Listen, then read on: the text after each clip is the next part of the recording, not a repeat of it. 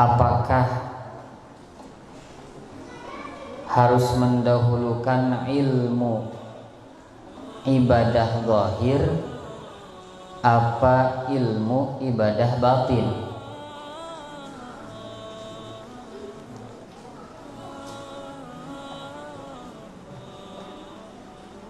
Sebagaimana di dalam sholat itu kan ada ilmu menerangkan tentang syarat-syarat sholat, rukun-rukun sholat, gerakan-gerakannya, kemudian bacaan-bacaannya, sampai tasydid di dalam tahiyat, tasydid di dalam Fatihah.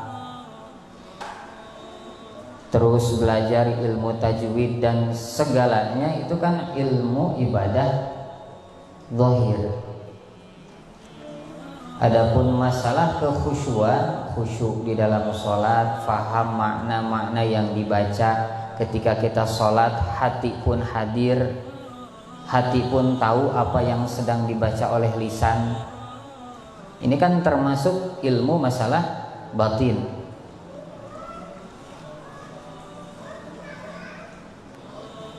Seperti menutup aurat, itu kan ilmu zahir. Adapun zikrullah,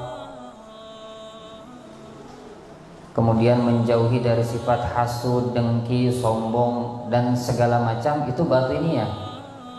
Lalu mana yang harus didahulukan? Katanya ulama, memang ini antara ilmu zahir dan batin itu harus berbarengan.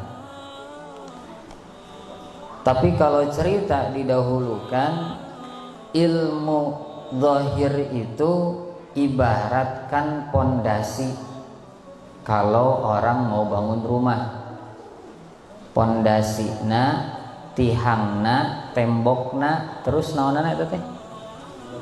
Atapnya. Orang kalau bangun rumah itu yang didahulukan masang furnitur, sofa, TV, kasur, atau mendahulukan bikin tembok dulu, tihangnya dulu, terus atapnya dulu. Mendahulukan membangun yang di dalam rumah atau yang di luar rumah? Yang di luar. Gitu. Jadi yang didahulukan itu yang di luar. Pondasi pinggirnya dulu, temboknya dulu, atapnya dulu. Nanti kalau luar sudah aman, baru tinggal menghias di dalam. Suka ada orang pengen hijrah, umpama contoh perempuan pengen dihijab, sudah nih biasanya tidak pakai hijab sehari-harinya, tahu-tahu ketika masuk teman-teman pergaulannya, ini si A yang biasa nggak pernah pakai hijab dihijab. Akhirnya salah satu temannya ada yang bilang, pakai hijab hati aja masih belum betul, pakai hijab, yang penting hati gitu loh bersih. Yang penting hati selalu ingat kepada Allah, daripada lu pakai hijab tapi hati gak pernah ingat sama Allah Ta'ala. Ini kalau sekilas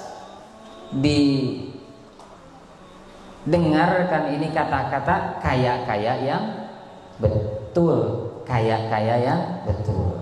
Tapi kalau diibaratkan, ini seseorang yang berkata demikian, akhirnya ini perempuan tadi umpama lebih memprioritaskan ibadah hatinya daripada ibadah zahirnya. Dia menomorduakan menutup auratnya, tapi lebih mementingkan membersihkan hati.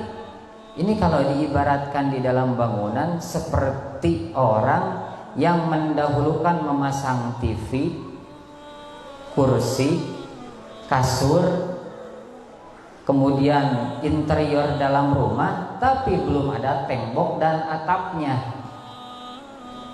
Kira-kira jalmi naon gitu. Atuh meureun ari hujan teh kumaha? Kahujanan. Atuh ruksak deui meureun eta nu dilebet naon namina teh? Imah teh kan tenang. Cepat rusaknya itu. Dalam dihias tapi luar tidak diperhatikan. Itu seakan-akan orang yang hatinya dikaji, diperhatikan, diatur segala rupa, tapi zahirnya ditinggalkan.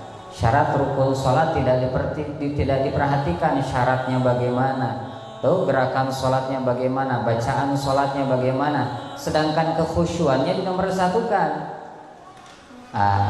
Ini keliru. Jadi bagi orang mubtadi seperti kita, orang awam seperti kita, dahulukanlah apanya dulu? Luarnya dulu. Syaratnya dahulukan, arkannya dahulukan di dalam sholat itu. Bacaan Fatihahnya benarkan dulu, biar nanti masalah hati, kekhusyuan itu nyusul. Kalau zahir sudah bagus, maka ketika memasukkan kekhusyuan batin itu akan lebih mudah dan lebih terjaga karena zahirnya sudah betul-betul dibangun dengan sempurna. Masya Allah, Masya Allah. Mudah-mudahan kita semua diberikan taufik dan hidayah oleh Allah ya, di dalam mengurus zahiriyah di dalam ibadah kita, dan khususnya Allah memberikan taufik dan hidayah juga di dalam menunjukkan kita kepada batiniyah di dalam ibadah kita, sehingga kompak batiniyah zahiriyah digabungkan, maka itu menjadi tahakkuk, adalah ibadah yang sesungguhnya. Amin ya Allah ya Rabbal Alamin. Kita lanjutkan kepada pembahasan kitab An-Nasihat